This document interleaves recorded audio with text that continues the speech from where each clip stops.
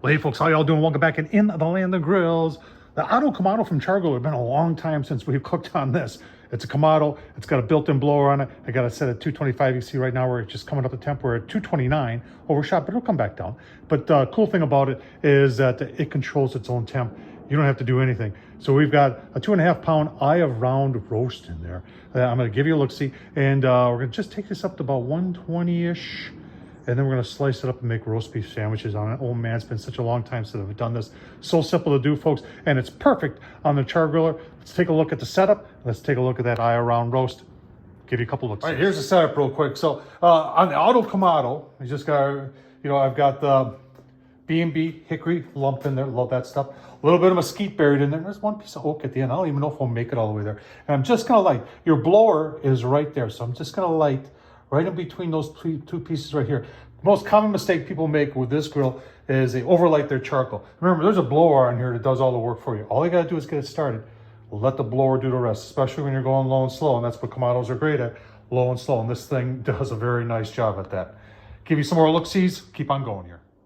All right, there's our eye of round roast. It was almost 3 pounds, but there was quite a bit of fat on here I had to trim off. There's no reason to leave that fat on there. And then seasoning, stuff from Fire and Water. Leave the link down below. All-purpose black garlic seasoning, and it's got flake salt in it. And this has been on here for about 3 hours now. So I'm just going to put it on the grill. We're going to take it up to 120-ish before we pull it. Let it rest real good, and then slice it. Super simple to do, and it's going to be absolutely delicious. All right, folks, it's been about an hour, 225. For those of you who struggle a little bit with temperature control on this thing, I have found that see, I've got the cover on the fan, and it fits there loosely. And it seems like that helps a lot. Let's take a look. Oh, man. Take a temp test.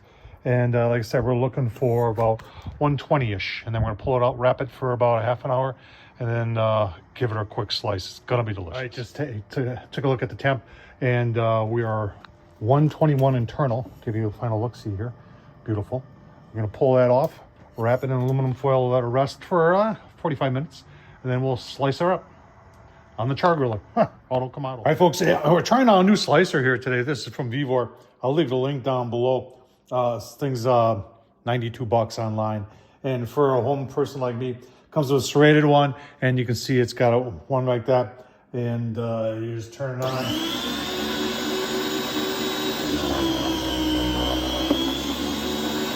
You're a beef jerky guy.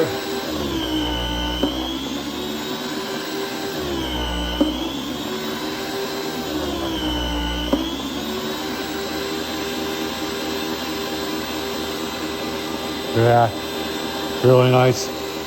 Another one I did. That's probably got to play with the thickness a little bit. Take a taste test here. Turn this thing off. Oh man. All right, folks, there it is. That's 2.5 pounds. Think about the sandwiches. It's nice rolls, like a salted rye or something like that.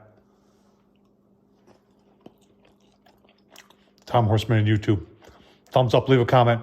And as always, remember, if I can do it, so can you. Thanks for watching, folks.